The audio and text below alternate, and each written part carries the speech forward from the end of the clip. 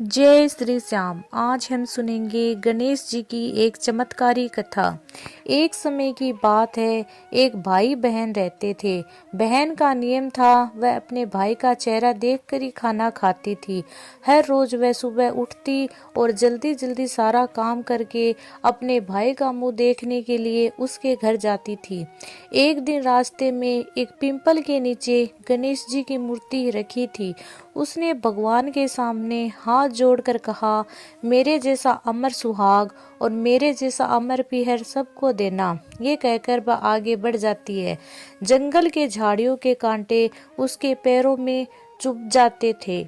एक दिन भाई के घर पहुंची और भाई का मुंह देखकर बैठ गई तो भाभी ने पूछा, पैरों में क्या हो गया? ये सुनकर उसने भाभी को बताया कि रास्ते में जंगल की झाड़ियों के गिरे हुए कांटे पाँव में चुभ गए। जब वह वापस अपने घर गई तब भाभी ने अपने पति से कहा कि रास्ते को साफ करवा दो, आपकी बहन के पाँव में बहुत सारे कांटे चुभ गए हैं।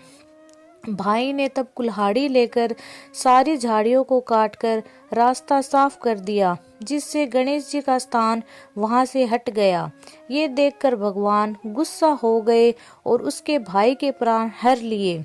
लोग अंतिम संस्कार के लिए जब भाई को ले जा रहे थे तब उसकी भाभी रोते हुए लोगों से कहने लगी, थोड़ी देर रुक जाओ, इनकी बहन आने वाली है। वह अपने भाई का मुंह देखकर खाना नहीं खाती, उसका ये नियम है। तब लोगों ने कहा, आज तो देख लेगी पर कल कैसे देखेगी?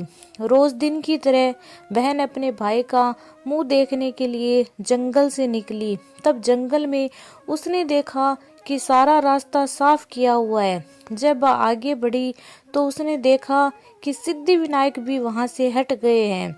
तब उसने जाने से पहले गणेश जी को एक अच्छे स्थान पर रखकर उन्हें स्थान दिया और हाथ जोड़कर बोली, भगवान मेरे जैसा अमर सुहाग और मेरे जैसा अमर पीहर सबको देना, और आगे निकल गई।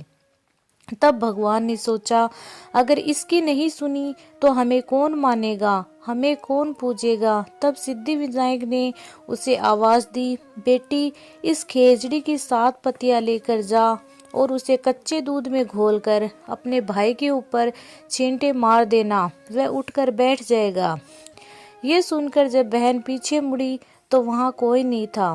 फिर वह ये सोचने लगी, ठीक है, जैसा सुना है वैसा कर लेती हूँ। फिर वह 7 खेजड़ी की पत्तियां लेकर अपने भाई के घर पहुंची।